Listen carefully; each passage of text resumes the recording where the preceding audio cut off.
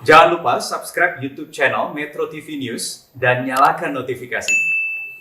Banyak dari perusahaan, para pengusaha menyampaikan, Pak, bisa enggak kita vaksin mandiri? Ini yang baru kita akan putuskan. Karena apa? Kita memang perlu mempercepat, perlu sebanyak-banyaknya. Apalagi biayanya ditanggung oleh perusahaan sendiri. Kenapa tidak? Tetapi sekali lagi harus kita kelola isu ini dengan baik. Mungkin bisa diberikan asal merek vaksinnya berbeda. Tempat untuk melakukan vaksin juga berbeda, bisa dilakukan. Ya, kapan kemudian vaksin mandiri ini bisa segera dilakukan? Kami akan bahas hal ini bersama 3 orang narasumber yang sudah bergabung bersama kami. Yang pertama ada Ketua Bidang Penanganan Kesehatan Satgas COVID-19, Dr. Alexander Ginting, dan juga kemudian ada Wakil Ketua Umum Kamar Dagang dan Industri, Sinta Wijaya Kamdani, dan juga ada Guru Besar Fakultas Farmasi Universitas Gadjah Mada, Zulis Ikawati. Selamat malam Bapak Ibu, terima kasih sudah bergabung bersama kami di Prime Talk malam hari ini. Selamat malam. Baik, saya ingin ke Dr. Alex terlebih dulu. Jadi kapan Dr. Alex vaksinasi mandiri ini bisa langsung dilakukan di Indonesia? Baik, jadi sebagaimana tadi kita telah dengar komentar dan usulan dari berbagai aparat pemerintah, termasuk Presiden dan Bapak Menteri Kesehatan, kita semua mengapresiasi terobosan-terobosan tersebut karena dengan diadakannya vaksin gotong royong, vaksin mandiri, ini akan mempercepat cakupan vaksinasi baik di sektor publik, di sektor swasta, maupun di sektor pemerintahan. Oleh karena itu memang ini salah satu yang harus memang diatur oleh pemerintah, mulai dari penyediaan sampai kepada pembiayaan. Vaksinasi program yang akan dilaksanakan tentu nanti akan direncanakan dalam konsep gotong royong, yaitu berdasarkan keinginan sendiri atau melalui fasilitas perusahaan tempat dia kerja. Kita ketahui ada BUMN, ada perusahaan swasta, multinasional corporate yang ada di Indonesia. Dan tempat pelayanannya bisa di Fasiankes milik masyarakat, bisa di Fasiankes di swasta, dan dapat juga dilaksanakan di rumah sakit milik pemerintah ataupun pemerintah daerah. Tetapi dengan persyaratan dan aturan yang sudah ditetapkan. Nah, yang menjadi persoalan adalah pembiayaan. Karena pemerintah sudah menyiapkan pembiayaan yang tidak dipungut kepada masyarakat yang sudah jalankan, termasuk kepada nakes dan nanti kepada kelompok rentan. Tentu dalam pembiayaan ini harus diatur tarif yang tidak melebihi tarif maksimal yang ditetapkan oleh kementerian. Ya. Demikian juga Jadi regulasinya akan diatur kapan kira-kira keluar, karena perpresnya sudah keluar, Perpres nomor 14 tahun 2021. Aturan turunannya kapan ini akan bisa dikeluarkan? Ya, dari berbagai komitmen yang disampaikan, yang kita dengar, termasuk Bapak Menteri Kesehatan, saya kira pasti ini sudah direspons dengan cepat. Tapi ada kendala yang mungkin yang harus dihadapi, bahwa yang beredar vaksin di Indonesia menurut KMK itu ada 7 dengan sumber yang berbeda. Yang sekarang ini yang baru ada adalah Sinovac, dan kemudian tersedianya Sinovac tersebut masih untuk nakes dan kemudian sektor pelayanan publik dan masyarakat rentan. Tentu harus dibuka juga channel stok dari berbagai merek dan berbagai sumber lainnya yang ada. Ya. Jadi semua Dr. ini Alex harus tergantung kepada tersedianya stok. Ya. Oke. Ya. Selain stok tadi, jadi kemudian vaksin ini nanti yang untuk mandiri ini, apakah boleh yang sudah termasuk tadi 7 yang tadi sempat Anda singgung sebelumnya, atau harus di luar itu? Menurut aturan yang dibuat oleh Kementerian Kesehatan, bahwa salah satu pintu masuk adalah menunjuk Bio Farma sebagai pintu masuk seluruh vaksin-vaksin yang berasal dari luar. dan kemudian Bio Farma akan menunjuk turunannya di dalam distribusi. Dan kita ketahui bahwa 7 vaksin itu semua dengan sumber yang berbeda dan juga kategori yang berbeda. Ada yang inactivated, dan ada yang messenger, dan ada yang rekombinan. Mempunyai teknologi yang berbeda-beda. Ya. Oke. Baik, saya ingin ke Prof. Zulis terlebih dulu. Prof. Zulis, jadi seperti apa seharusnya regulasi yang dibuat oleh pemerintah untuk memfasilitasi vaksin mandiri ini? Terima kasih. Jadi memang kita tahu bahwa target dari vaksinasi itu kan 181 jutaan ya. Sementara dalam 1 bulan ini baru 1 juta ini yang kalau saya lihat dari update yang terakhir. Ya. Artinya dengan 1 bulan 1 juta, itu kalau misalnya 12 bulan maksimal misalnya 2 juta per bulan itu baru 24 juta, sehingga pasti akan memerlukan waktu yang lebih lama, sehingga memang vaksinasi mandiri memang menjadi satu kebutuhan. Nah, untuk regulasinya saya kira tadi sudah disampaikan ya bahwa akan ada rencana Permenkes atau turunannya dari PP 99/14 untuk mengatur begitu. Yang penting adalah nanti siapa yang menjadi lembaga yang akan ditunjuk itu yang harus benar-benar kriterianya harus ketat begitu. Artinya bisa menyediakan bahkan sampai program vaksinasinya itu sendiri. Artinya mulai dari cold chain-nya kemudian sampai programnya itu, sehingga mungkin akan bisa satu paket. Kalau bisa memang lebih bagus seperti itu. Ya, tadi kan sudah ditunjuk Bio Farma, Prof. Zulis. Apakah sudah cukup Bio Farma saja yang memang memegang kendali pintu masuk vaksin ini ke Indonesia? Ya, di Indonesia memang ada Bio Farma sebagai salah satu industri yang produsen vaksin yang merupakan pintu masuk. Tetapi nanti bisa sebetulnya kalau dari PP 21, PP 99 maupun 14, sebetulnya masih dimungkinkan penunjukan langsung badan usaha penyedia yang lain. Artinya dimungkinkan juga sebetulnya ada lembaga lain yang bisa ikut terlibat di dalam proses tersebut. Mungkin saya kira. Selama kriterianya tadi masuk ya. Ya, kriterianya masuk, kemudian soal harga, bagaimana sebaiknya? Saya kira seperti yang disampaikan oleh pembicara sebelumnya, ya harga tetap harus ada kompromi ya, dan tidak boleh melebihi juga dari yang sudah ditetapkan oleh pemerintah. Tapi tentu harga harus ada pengaturannya sendiri. Oke, jadi harus ada ambang batasnya begitu ya, Prof. Zulis ya? Betul, iya. Oke, baik. Saya ingin ke Bu Sinta. Bu Sinta. Ya, jadi sudah berapa banyak perusahaan yang siap untuk melakukan vaksinasi mandiri ini lewat data yang terdaftar di Kadin? Ya, jadi saat ini memang Kadin sedang melakukan pendataan, dan sampai dengan saat ini mungkin ada tadi disampaikan 2.600 ya perusahaan ya, mungkin dengan hari ini akan lebih di angka 2.900 begitu perusahaan yang berminat untuk partisipasi. Jadi sekali lagi ini adalah sukarela. Dari jumlah tersebut ada sekitar hampir 3 juta ya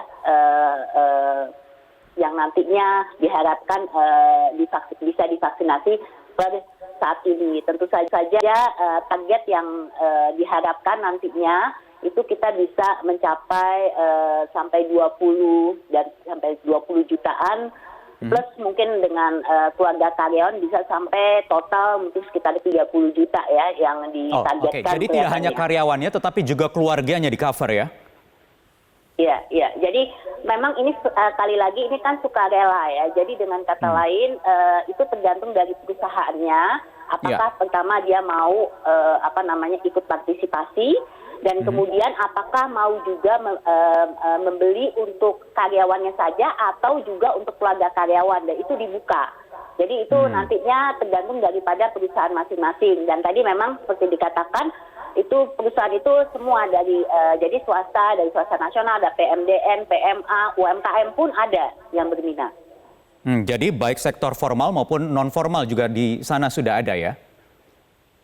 Ya, jadi kalau persyaratannya memang harus berbadan hukum, Mas Wahyu. Jadi harus ada badan hukumnya. Dan badan hukum itu tentu saja nanti ada dari segi pendataan, ada juga data-data karyawan kan yang sudah ada berdasarkan BPJS Ketenagakerjaan. Jadi nanti pada saat mendata itu sudah menggunakan format yang kami dapatkan dari pemerintah, karena nanti harus menyebutkan nomor KTP-nya, kemudian ada kontaknya dan sebagainya. Jadi format yang dipakai ini sudah sama yang dipakai juga oleh pemerintah. Jadi ini kami dapat dari pemerintah untuk dimanfaatkan. Oke, sudahkah ada komunikasi untuk menjembatani antara perusahaan-perusahaan yang juga tadi sudah mendaftarkan diri lewat Kadin ke pemerintah untuk teknisnya, mekanismenya bagaimana nanti pengadaannya?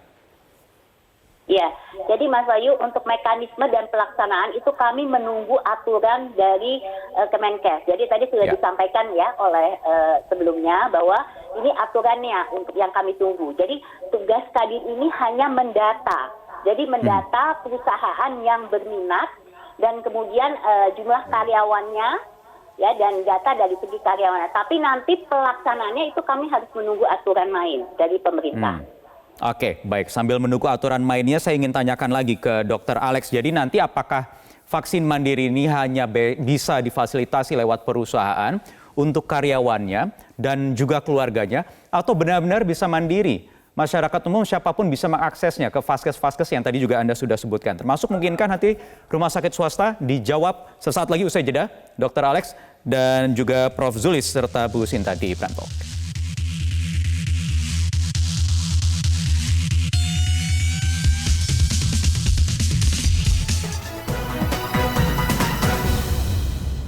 Vaksin ini pengertian mandiri ada dua.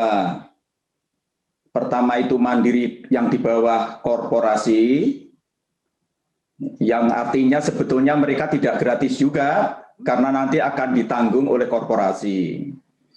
Tapi juga dimungkinkan adanya vaksin individual, yaitu mereka-mereka yang ingin mendapatkan vaksin beda dengan yang digratiskan. Mungkin mereka juga ingin mendapatkan pelayanan yang beda juga. Makanya tadi Bapak Presiden yang menyampaikan juga tempatnya harus berbeda dengan yang vaksin gratis. Dan saya kira banyak sekali masyarakat, individu-individu yang ingin mendapatkan lebih privacy ya dari pelayanan ini, dan itu saya kira dimungkinkan. Jadi skemanya seperti itu, dan Presiden seingat saya pada rapat kabinet terbatas paling terakhir menyampaikan bahwa semakin cepat semakin baik. Ya, semakin cepat semakin baik. Tetapi Dr. Alex, adakah mungkin kendalanya? Karena kalau regulasi kan ini akan segera terbit sesuai janji pemerintah. Kemudian nanti aturan mainnya juga pasti akan ada aturan-aturan turunannya. Permasalahannya adalah vaksin ini sekarang sedang menjadi rebutan seluruh negara di dunia, Dr. Alex. Adakah kemudian jaminan dari pemerintah untuk ketersediaan stok lewat vaksin manasi mandiri ini? Ya, baik. Jadi kalau kita berbicara vaksin, ada 3 komponen yang harus kita lihat. Pertama adalah pembiayaan, skemanya. Kemudian bagaimana dengan pengadaan, yaitu vaksin pipeline. Dan kemudian bagaimana dengan distribusi vaksin. Dan kita apresiasi pemerintah, karena pemerintah sudah mengadakan komitmen atau mengadakan pertemuan dengan COVAX maupun Gavi. Ini adalah salah satu badan dunia yang banyak berperan masalah vaksin. Dan pemerintah juga sudah mengatur ada 7 jenis vaksin yang akan beredar di Indonesia. Yang pertama Sinovac ini sudah kita jalani, dan tentu ada merek-merek yang lain. Dan oleh karena itu yang menjadi masalah sekarang adalah kita memelihara pengadaan tersebut dari berbagai sumber yang ada. Bisa dari Pfizer, bisa AstraZeneca, kemudian bisa juga Novavax dan lainnya. Dan ini tentu harus diatur sesuai bagaimana dengan perundang-undangan yang sudah menetapkan Menteri BUMN yang terlibat di dalam pengadaan tersebut. Dan pendistribusian vaksin oleh industri farmasi dan pedagang besar farmasi ini juga sudah ditetapkan oleh Menteri BUMN. Artinya Bio Farma bisa menjadi importir, kemudian distribusi bisa oleh Kimia Farma, Ondo Farma, ataupun perusahaan pedagang besar farmasi lainnya yang ditunjuk oleh pemerintah. Dan tentunya akan harus berkoordinasi. Seperti misalnya perusahaan-perusahaan yang ada di bawah Kadin, Bu Sinta mungkin punya kemampuan untuk lobby-lobby bisa mendapatkan stok vaksin kemudian membawanya ke dalam negeri, itu diperbolehkan atau tidak? Jadi vaksin itu adalah industri yang spesifik dan dia banyak berhubungan dengan imunogenisitas dia adalah barang yang sensitif dan perawatannya itu banyak berhubungan dengan perlakuan, bagaimana temperatur, bagaimana penyimpanan, karena kalau tidak dia akan rusak. Dan kalau rusak dia tidak akan bermanfaat. Sehingga memang harus ditangani oleh industri yang berpengalaman di dalam menata vaksinasi. Kita ketahui Bio Farma ini sudah puluhan tahun mengelola vaksinasi Indonesia. Baik, Bu Sinta, adakah perusahaan di Kadin yang terdaftar yang memiliki kapasitas kemampuan untuk mendatangkan vaksin, termasuk distribusinya nanti? Ya, betul. Jadi kami sudah bicara dengan beberapa pelaku. Memang ada teman-teman pelaku yang bisa memanfaatkan ya untuk mendapatkan vaksin ini. Memang ini kan suatu barang yang langka. Siapa cepat, siapa dapat begitu ya pada saat ini. Dan mungkin kalau situasi saat ini memang ini emergency use. Jadi kalau ditanya tadi soal import, yang jelas pasti harus berurusan dengan pemerintah. Karena tidak bisa perusahaan swasta hanya sembarang langsung import sendiri pada saat ini. Tapi kan kita tidak memikirkan hanya pada saat ini, ya kan? Kita kan memikirkan juga lebih jangka panjang juga. Nah, mungkin kalau sekarang usulan kami adalah bagaimana kalau kami bisa diajak perusahaan-perusahaan swasta untuk berkolaborasi.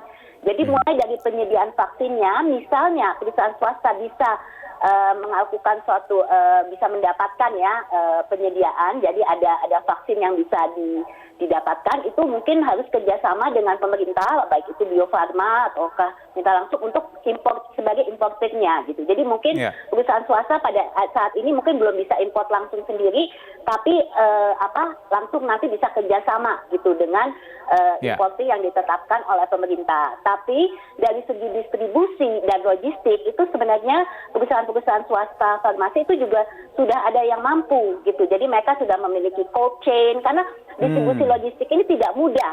Apalagi termasuk tidak hanya di kota-kota besar Jawa Bali tetapi seluruh provinsi. Betul. Kabupaten, kota. Jadi yang kami tahu sekarang pemerintah juga sudah mulai mengajak pelaku usaha swasta yang mampu untuk berkolaborasi supaya ini bisa dipercepat. Jadi nanti untuk distribusi dan logistiknya juga bisa dibantu oleh perusahaan swasta. Nah, sama juga nanti pada saat pelaksanaan vaksinasinya. Makanya kan dari 3.000 rumah sakit itu kan sebenarnya swasta ada 2.500.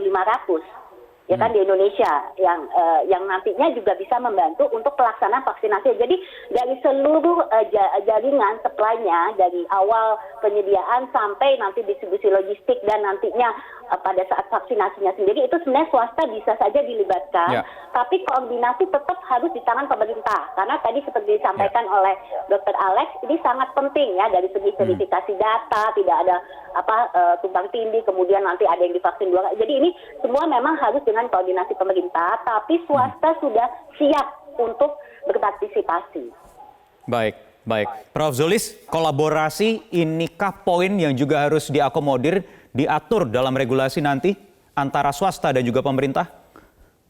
Ya, saya kira betul sekali dan itu masing-masing akan memiliki perannya sendiri-sendiri. Artinya dengan kemampuannya atau kapasitasnya dari setiap company, saya kira kan berbeda-beda. Mungkin ada yang pada logistiknya, ada mungkin yang pada program vaksinasinya atau proses pelaksanaan vaksinasinya. Jadi masing-masing tentu harus diatur supaya nanti akan menjadi satu harmoni begitu. Saya ingin mendapat gambaran vaksinasi ini kan. Iya. Vaksinasi ini kan barang yang umum ketika di luar pandemi, vaksin untuk balita kah, untuk orang dewasa kah. Selama ini aturan mainnya bagaimana? Peran antara swasta dan juga pemerintah ini bagaimana? Apakah memang itu sudah biasa berjalan, ada kolaborasi antar keduanya? Sebetulnya kalau yang untuk program vaksinasi biasa, saya kira kan memang sudah cukup banyak, apalagi banyak vaksinasi mandiri juga ya, yang artinya bukan program pemerintah. Tapi khusus untuk COVID ini kan memang spesial ya, karena ini memang kondisi pandemi, sehingga pengaturannya pasti akan harus lebih hati-hati dan yang dibutuhkan dalam jumlah yang besar begitu. Sehingga saya kira pengaturan tadi memang menjadi penting. Dan tadi terkait juga dengan distribusi, artinya kemampuan untuk perusahaan-perusahaan yang akan terlibat di dalam proses ini itu kan nanti harus dipilih ya. Mungkin mana-mana yang mungkin bisa menyediakan proses cold chain itu sampai ujung begitu. Beberapa misalnya kayak Kimia Farma, mereka memiliki infrastruktur yang memang lengkap sampai di klinik-klinik dan sampai apotek mungkin bisa, sehingga itu proses itu bisa bisa dilaksanakan. Tapi mungkin industri yang lain atau mungkin perusahaan yang lain barangkali hanya mengambil separuh bagian atau separuh dari rantai seluruh distribusi program vaksin ini. Jadi saya kira nanti kolaborasinya adalah tadi pembagian peran yang tepat begitu untuk masing-masing. Baik, Prof. Zulis, ada satu pertanyaan lagi soal biaya. Kira-kira berapa harga nanti yang harus diatur oleh pemerintah lewat regulasi? Di segmen berikutnya dijawab. Tetap bersama kami di Prime Talk.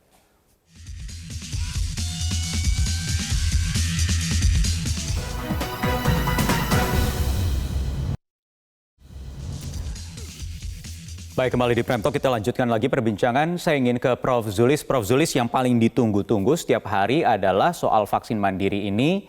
Berapa biayanya? Harganya berapa kalau menurut Anda yang pantas sesuai untuk diatur di dalam regulasi nanti?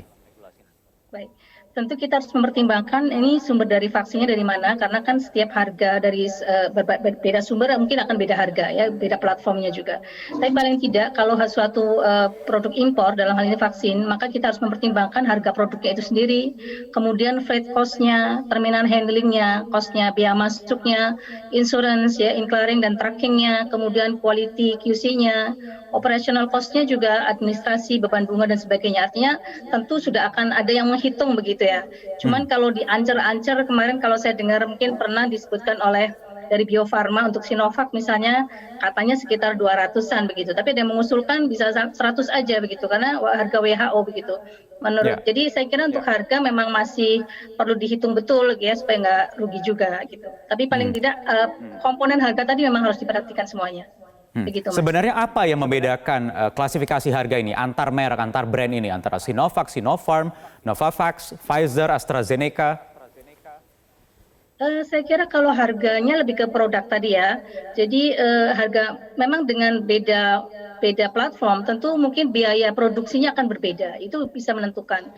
Tapi kalau yang lain-lain seperti harga freight cost-nya ya kayak mendatangkan kemudian operasional itu mungkin hampir sama ya untuk setiap vaksin. Tapi untuk harga vaksinnya itu sendiri mungkin bisa berbeda. Oke, baik. Bu Sinta, kemampuan dari pelaku usaha untuk memfasilitasi vaksinasi mandiri ini seperti apa? Berapa kisaran harga yang diharapkan? Ya, jadi kita tidak bisa sama ratakan semua perusahaan ya Mas Wahyu. Kalau kita lihat kan juga banyak perusahaan yang terdampak cukup signifikan karena COVID. Jadi memang ini sekali lagi saya sampaikan sukarela. Jadi kalau ditanya kemampuan perusahaan itu pasti akan berbeda-beda. Jadi ada yang bisa batasannya 500.000, mungkin ada yang sedikit bisa lebih tinggi gitu ya. Tapi ini semua kembali lagi tergantung daripada keputusan pemerintah, ya kan, jenis vaksinnya apa, yang pasti tidak bisa sama dengan vaksin yang gratis, yaitu Sinovac sudah disampaikan, jadi harus jenisnya beda. Dan tentu saja harganya nanti akan menentukan juga kemampuan perusahaan untuk memvaksinasi karyawan maupun ditambah keluarga karyawan. Yang perlu diperhatikan adalah saat ini, Mas Wahyu, perusahaan sudah spending cukup besar untuk testing. Jadi banyak perusahaan yang mengatakan daripada kita terus-menerus melakukan testing dan biayanya juga tidak sedikit, ya mendingan sekalian support untuk vaksinasi. Jadi memang ada banyak perusahaan yang menyatakan demikian juga. Ya, karena untuk testing saja sekarang paling murah ya sudah 200.000 begitu ya. Dan itu bisa dilakukan seminggu 2 kali, paling tidak seminggu sekali. Iya. Jadi lebih baik. Antigen, belum yang PCR. Artinya vaksin mahal pun akan diambil begitu ya. Tetapi ada tidak pembicaraan rentang harga berapa yang ideal sebenarnya? Iya. Jadi kami mesti memperhatikan teman-teman di padat karya contohnya yang ratusan ribu karyawannya. Tentu saja itu sangat terbebani ya kalau jumlah biayanya terlalu tinggi. Jadi memang kami harapkan pemerintah memperhatikanlah biaya yang masih bisa diabsorb, tapi mungkin kita bisa membandingkan dengan cost yang keluar perusahaan untuk testing ini gitu. Jadi rata-ratanya menurut saya di angka 500.000 ke atas, paling tidak maksimum tidak lebih dari mungkin 900.000 itu udah tinggi sekali gitu. Jadi maksud saya tergantung daripada perusahaannya. Sekali lagi kita tidak bisa sama ratakan. Mungkin untuk padat karya yang ratusan ribu ya 500 saja mungkin sudah cukup tinggi gitu ya. Nah ini kita kembalikan lagi, ini kan kami hanya memfasilitasi. Jadi kami kembalikan lagi kepada perusahaan masing-masing kemampuannya sampai di mana gitu untuk membiayai ini. Karena kan mereka harus mendukung karyawan yang untuk divaksinasi. Jadi karyawan tidak bisa membayar sendiri. Ini perusahaan yang harus membayar untuk karyawannya. Baik, Dr. Alex, mungkinkah nanti rentang harganya akan diatur? Harga pasarnya itu ada di rentang 500 sampai 1 juta rupiah, 900.000 kalau bisa tadi menurut Bu Sinta. Jadi kalau kita lihat ini konsepnya kan vaksin gotong royong. Ya. Vaksin mandiri dalam konteks gotong royong. Artinya di sini ada solidaritas. Jadi sebagaimana tadi telah saya sampaikan bahwa pemerintah akan mengatur pembiayaan yang tidak akan melebihi tarif maksimal yang ditetapkan oleh menteri. Dan kementerian ini akan menetapkan tarif, tentu tidak akan merugikan importir, tidak merugikan distributor. Tetapi kita harus melihat bahwa vaksinasi ini adalah return on investment. Jadi artinya kalau orang sakit, pertumbuhan tidak ada, itu jauh lebih besar kerugian yang terjadi. Sehingga pemerintah akan mengambil kebijakan untuk menetapkan mana nanti tarifnya ini tidak akan melebihi komponen pembiayaan dari manufacturing, distribusi, dan bahkan sampai ke end user. Ini yang harus jadi kita mungkin lihat. tidak, Namanya Dr. Alex, di rentang harga yang tadi diminta oleh teman-teman Kadin lewat Bu Sinta? Saya kira pemerintah akan menetapkan di bawah yang tadi disampaikan Ibu Sinta. Jadi karena target cakupan itu jauh lebih besar dan kemudian perusahaan-perusahaan juga mempunyai karyawan yang cukup besar di mana perusahaan memberikan kontribusi untuk memberikan vaksinasi. Dan dalam era pandemi ini, vaksinasi itu adalah satu investasi. Dan itu adalah dalam rangka meningkatkan kualitas hidup, meningkatkan pertumbuhan ekonomi, dan juga menurunkan angka kesakitan. Tapi tetap diingat bahwa di dalam melaksanakan vaksinasi, tetap tidak meninggalkan 3M maupun 3T. Ini tetap berjalan. 3T dikerjakan oleh pemerintah, 3M oleh masyarakat. Baik. Pertanyaan berikutnya yang nanti harus dijawab Dr. Alex adalah kapan vaksin mandiri ini akan segera tersedia di Indonesia? Sesaat lagi di Prep Talk.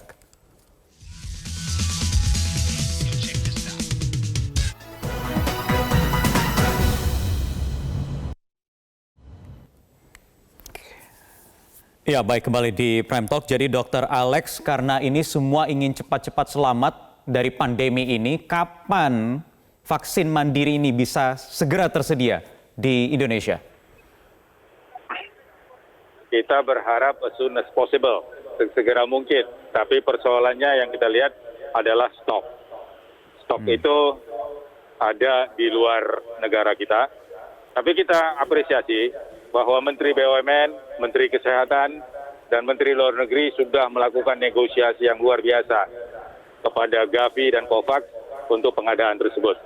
Jadi kita sekarang tinggal menunggu kapan deliverynya ke Indonesia. Dan saya yakin juga bahwa melalui regulasi dan aturan main, ini akan memanfaatkan BUMN, Bio Farma, Kimia Farma, dan kemudian Indo Farma, dan pedagang besar, perusahaan besar farmasi lainnya, untuk bisa bersama-sama untuk mendelivery vaksin mandiri tersebut. Jadi oleh karena itu sebenarnya infrastrukturnya dulu harus disiapkan, cold chain-nya harus siap. Jangan nanti misalnya perusahaan di Kalimantan meminta untuk penyediaan vaksinasi tapi cold chain nggak ada. Jadi ini yang harus disiapkan dulu. Program vaksinasi ini tetap harus konsisten, tapi tidak boleh terlalu tergesa-gesa. Sehingga kita juga harus menjaga kualitasnya. Tapi kita yakin bahwa pemerintah pasti punya komitmen terhadap vaksin mandiri ini agar paling tidak di April ataupun di Maret nanti sudah mulai berproses. Maret atau April ya, 2021 sudah bisa berproses ya? Ya, ini kan tergantung stok. Jadi Oke. tergantung juga pengiriman, delivery dari berbagai manufaktur yang ada.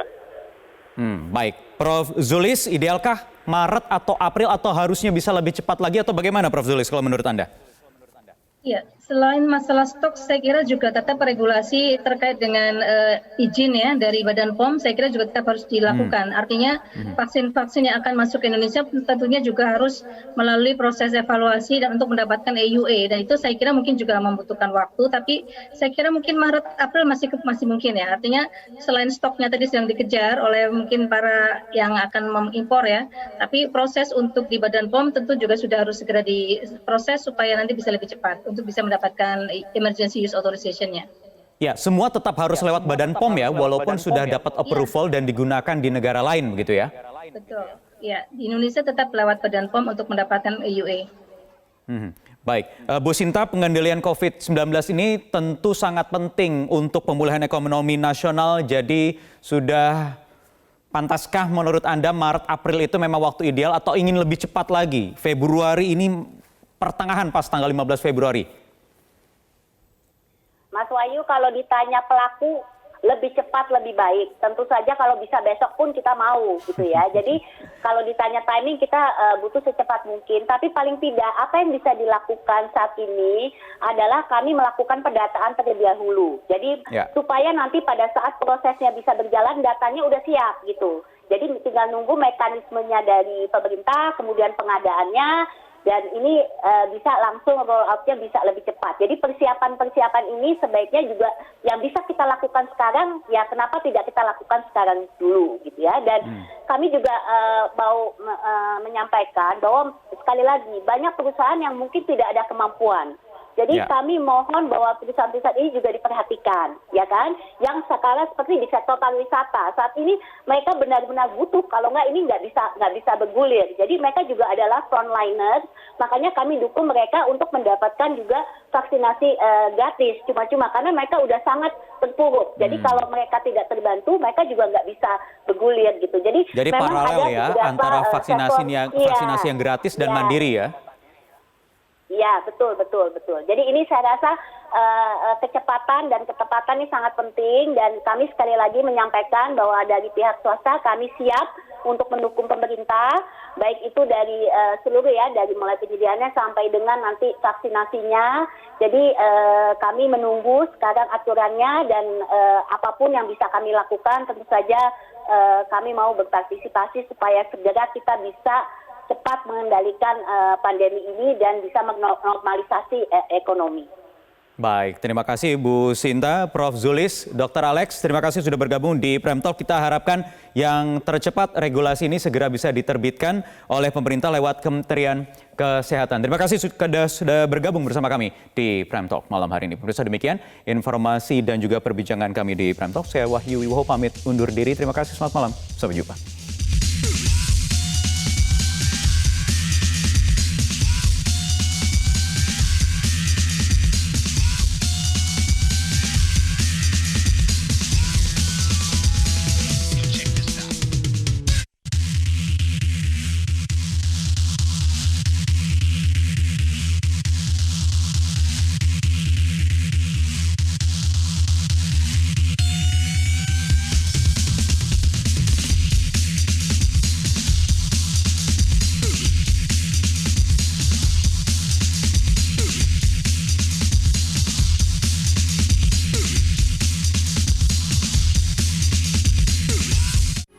Metro TV